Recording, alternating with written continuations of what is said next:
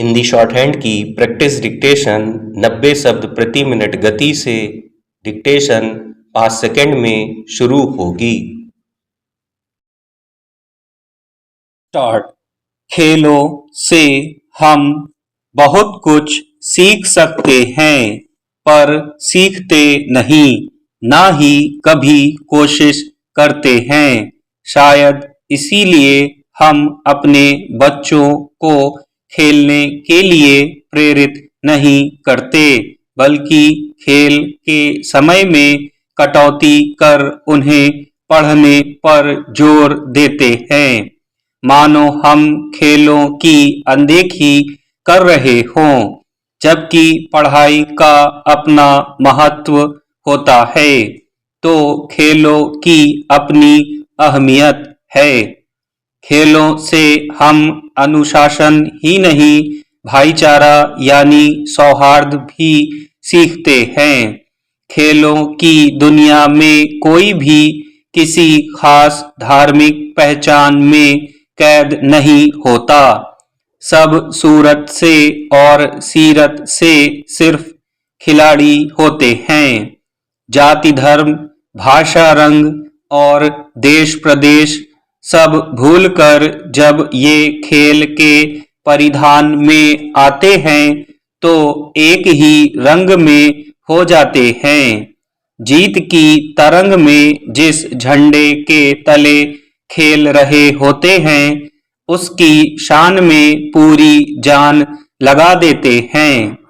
समानता का उदाहरण बताने के लिए यह पर्याप्त होगा कि गली मोहल्ले में क्रिकेट खेली जा रही हो या फुटबॉल या कोई अन्य खेल, वहां खिलाड़ियों के लिए पानी से भरी एक बाल्टी होती है और उसमें रखा होता है एक गिलास। एक एक कर खिलाड़ी अपनी प्यास बुझाता है, बिना किसी भेदभाव के। पानी का एक गिलास या एकता का पाठ पढ़ाया करता है।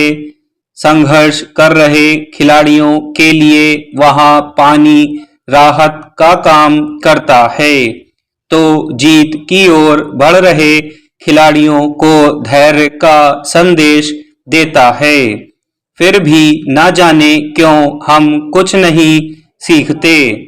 देखा जाए तो खेलों से हिम्मत आती है, साहस का संचार होता है, और तो और एक जिद पनपती है, जिसे दृढ़ इच्छा शक्ति या एक जुनून कह सकते हैं।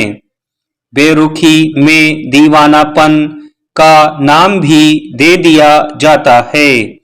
इसकी वजह भी है कि खेलने पर जब हम आते हैं तो खेलते ही चले जाते हैं, ना रात देखते हैं ना दिन।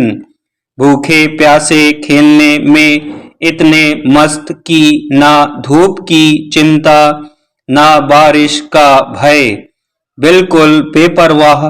बचपन में बच्चे खेलते तो अपनी उम्र के हिसाब से ही हैं, पर हंसी इसलिए आती है इन पर कि इनके खेल निराले होते हैं।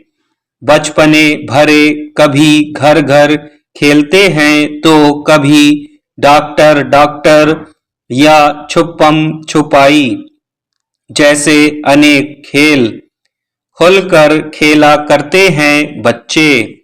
बीच बीच में खेलते हुए लड़ते हैं तो लड़ते हुए खेलते हैं, यानी कभी कुट्टी करते हैं, फिर तुरंत ही रजामंदी की पुच्ची भी कर लेते हैं।